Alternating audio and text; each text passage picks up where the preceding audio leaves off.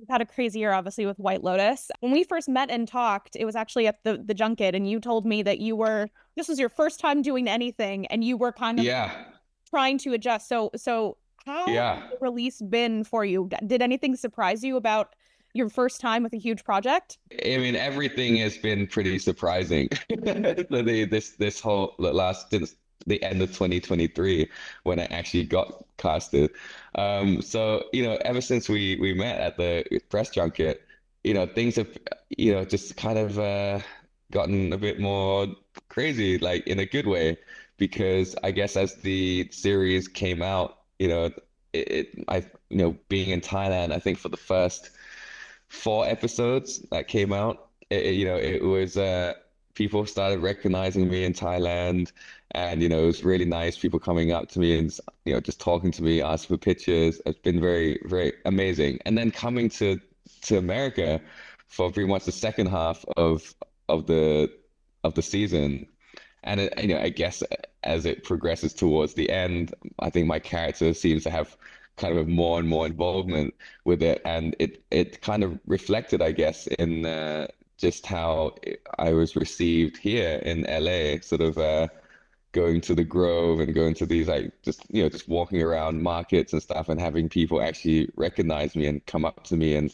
have a very nice conversation. No one so far has come up and just been like just screaming or anything. It's just been very, very nice, like shaking my hand and just like talking about the character and just making me feel very, very confident, in terms of like I feel very validated in my acting, and it feels very nice because it's my first proper role, to be honest, where I got to design a character from start to finish. And, thank you to Mike White for writing me such an amazing arc to work with. I love that you had to highlight no one's coming up to scream at you, as if that was something you were expecting. I just thought like, like how like some fans I've seen in Thailand when they're like fans of Blackpink and fans of Yeah. Lisa, how like they're so like and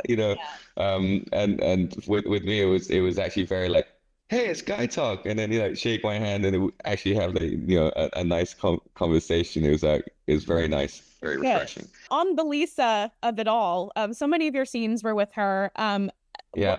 What do you think made her a great scene partner for you? As you were both kind of new to a big project. She obviously hadn't officially done an acting thing before, and this was your first Yeah. one. So how did you support each other? For me, supporting her was just more of just like sometimes she just said like, "Oh, I'm a little nervous," but I just know if she's Lisa, she's done so much things in her life that are very, very just like very big commendable things. So it was only just me being, you'll be fine, you got this, and she always delivers. Uh, and with me, she helped a lot with the language. I think I mentioned that before with just like my sort of Thai.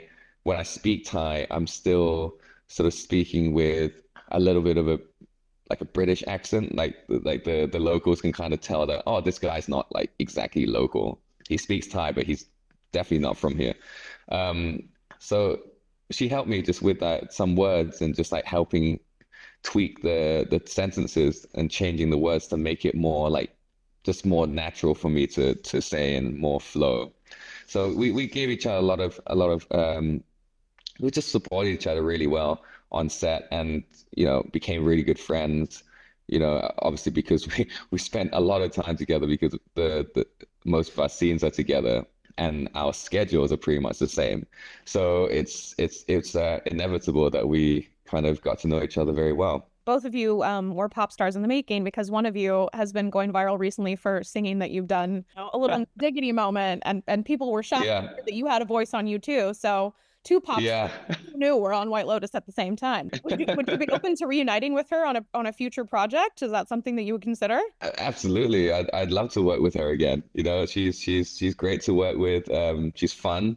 Like I think we just have a lot in common that we didn't realize, because at first when before meeting her, I was really nervous because I didn't really know like what am I going to talk to her about? Like I've never listened to K-pop, or I've never been a fan of K-pop.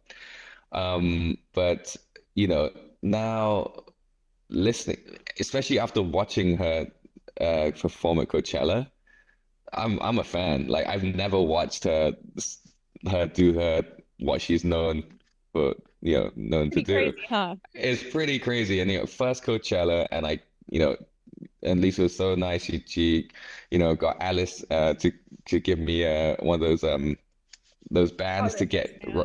right into the front.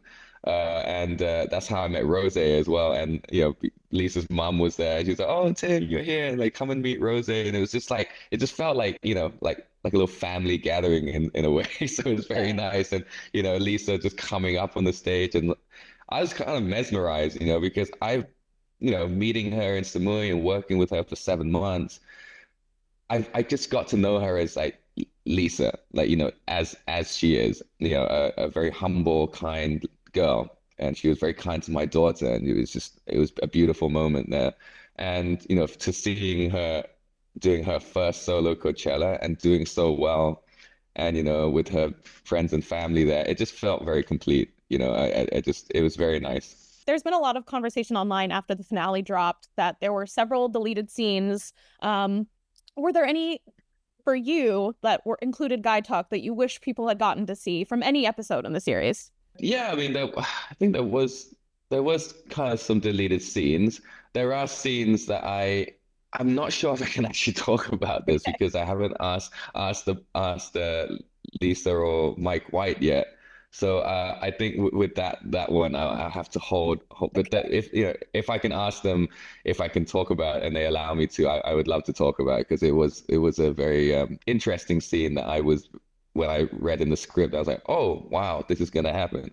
So I think I will have to ask the creatives on that project whether Right. I'm allowed to reveal that or not. Interesting regardless that there was some more Guy Tuck and Mook that we didn't get to see. Very cool. Let's talk about Guy Tuck. He starts out the season obviously wanting to prove himself to Mook, and then he seems to realize what he stands for. But by the end of the last episode, he's in a very different place and he makes a decision that really impacts everything. What do you make of his Yeah. actions in the final episode, and where do you think his head was at as everybody else sails off into the sunset and he's still at the resort? Yeah, when I read episodes 7 and 8, I felt that it was a kind of a clear sort of step up in terms of he's not the guy talk that is like in episode 1 to 3.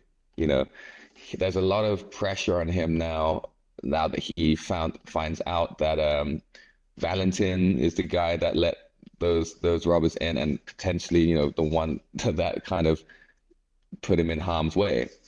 Um, and also sort of, Kunlek, his boss, telling him that, oh, I don't know if you've got the killer instinct or not. You might be good down the range, but I don't know if you can actually do this in real life. And then, to just everything going through his head, like, do I tell someone about Valentin?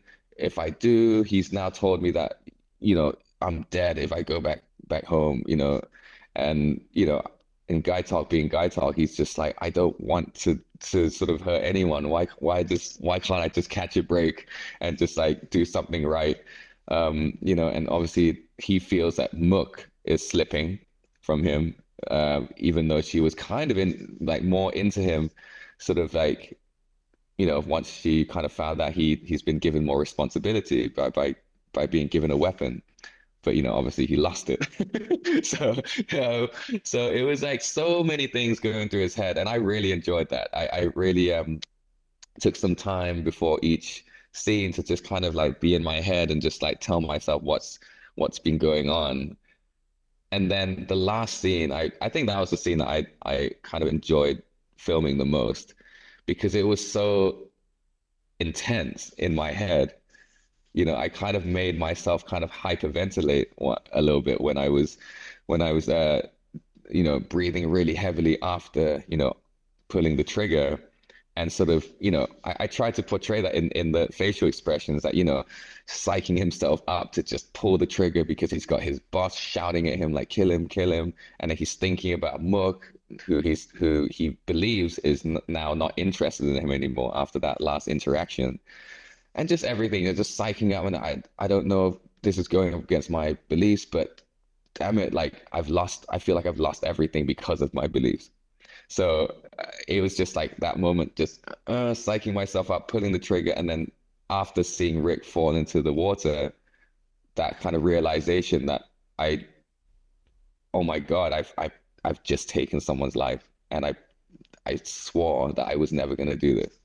You know, it was a really I loved it. I loved playing that out, you know, Yeah. and It's I a really enjoyed fantastic that. arc. It's a fantastic arc. It really is. And it's very, Yeah. very Mike White arc as well. What do you think was the most challenging part for you about playing Guy Talk? Like I said, a fantastic arc, but you had Hmm. some real moments of intensity that you had to partake in that I imagine you really have to put your mind in the right place for. I've always wanted and never had the chance to until now to play like a very almost like a complicated character, and which Guy Talk I think gets more complicated as it goes through the season, and I really love that.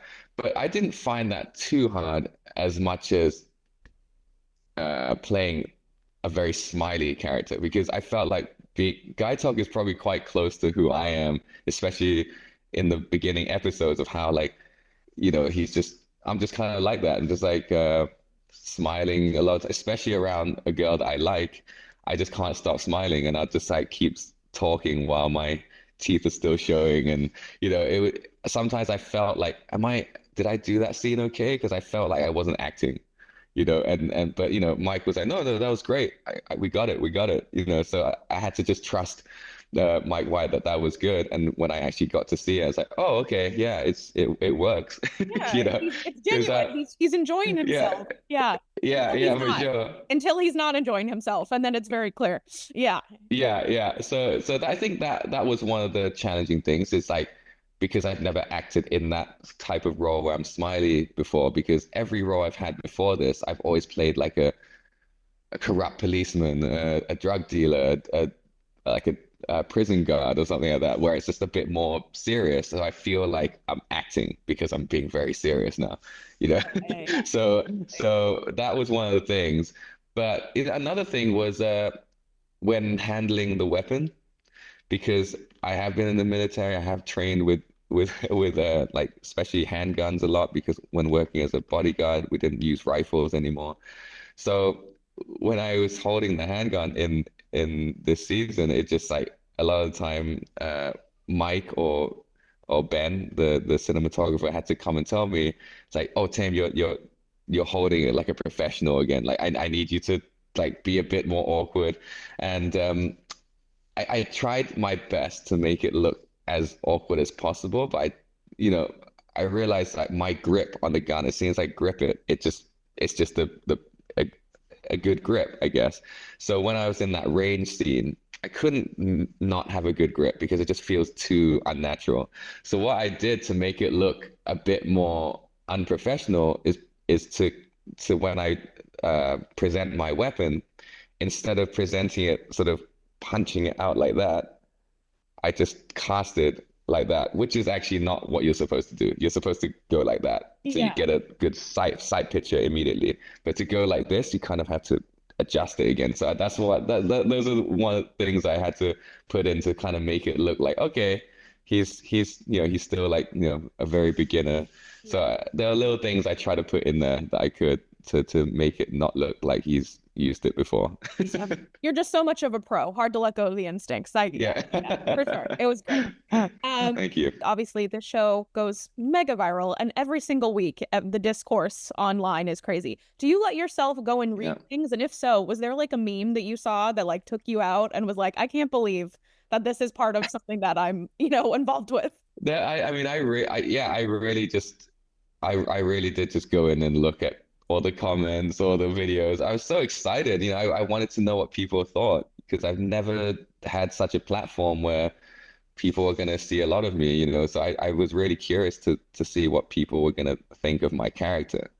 And it was just so nice to see people like, oh, like, I really felt that they're rooting for my character. It was very nice to see that, and the memes are really funny as well. Just like this is, I remember the one that made me laugh was I think it was a picture of me sort of talking to Mook in my security costume, and the meme was like, if your security guard looks like this, you're dead. You're gonna die or something. So I mean, honestly, not incorrect. Probably not Not someone I incorrect. want Not defending my incorrect. And hotel. Yeah. yeah, and it's so funny because even the comments to this day, when I upload anything like the Jennifer Hudson show, where the Spirit Tunnel and dancing and at Coachella and stuff, and the comments that always make me chuckle, I just flick down and it's like the bro is doing everything but guarding the gate.